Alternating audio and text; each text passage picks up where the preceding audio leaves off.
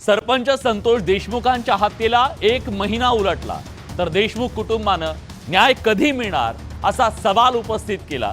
पाहूया हत्येचा तपास कुठपर्यंत आलाय। संतोष जो महाराष्ट्राचा लेक आहे, या महाराष्ट्राच्या लेकाची न्यायाची प्रक्रिया कुठपर्यंत आली, बघूया खास रिपोर्ट।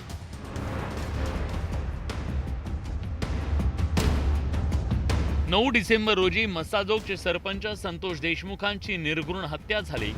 हत्येमुळे महाराष्ट्र हादरून गेला।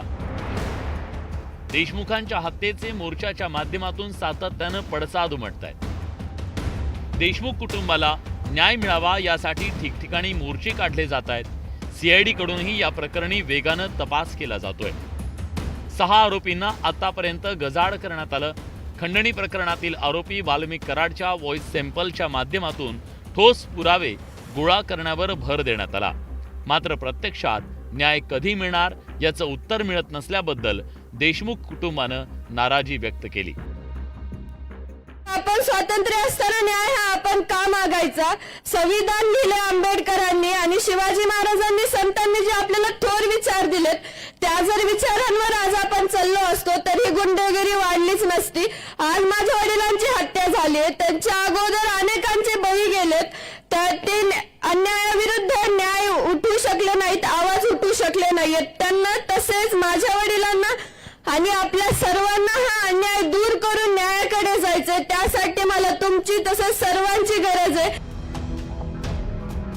देशमुख कुटुंब न्यायाच्या प्रतीक्षेत असताना हत्येचा तपास कुठपर्यंत आलाय त्यावर एक नजर टाकूया।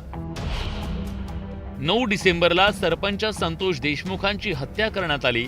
9 डिसेंबरला केज पोलीस स्टेशनमध्ये 6 जणांविरोधात गुन्हा दाखल करण्यात आला। 10 डिसेंबरला जयराम चाटे आणि महेश केदारला अटक करण्यात आली। 11 डिसेंबरला क्राईम ब्रँचकडून प्रतीक घुलेला अटक करण्यात आली। 11 डिसेंबर रोजी वाल्मिक कराडवर खंडणीचा गुन्हा दाखल करण्यात आला, तर 18 डिसेंबर रोजी विष्णू चाटेला अटक करण्यात आली। 31 डिसेंबरला वाल्मिक कराडनं शरणागती पत्करली। 3 जानेवारी रोजी डॉक्टर संभाजी वायबसे, सिद्धार्थ सोनावणेला ताब्यात घेण्यात आलं। 4 जानेवारीला सुधीर सांगळे, सुदर्शन घुलेला पुण्यातून अटक करण्यात आली। तर सीआयडी एसआयटीनं आतापर्यंत 150हून जास्त जणांची चौकशी केली आहे। एकंदरीतच आतापर्यंत करण्यात आलेली चौकशी, अटकेत असलेले आरोपी आणि हाती आलेले पुरावे या सगळ्यांच्या आधारे सीआयडी मास्टर माइंड पर्यंत पोहोचणार का? न्यायाच्या प्रतीक्षेत असणाऱ्या देशमुख कुटुंबाला न्याय मिळेल का? या प्रश्नांच्या उत्तराकडे राज्याचं लक्ष लागलंय। Bureau report, news 18 Lokmat.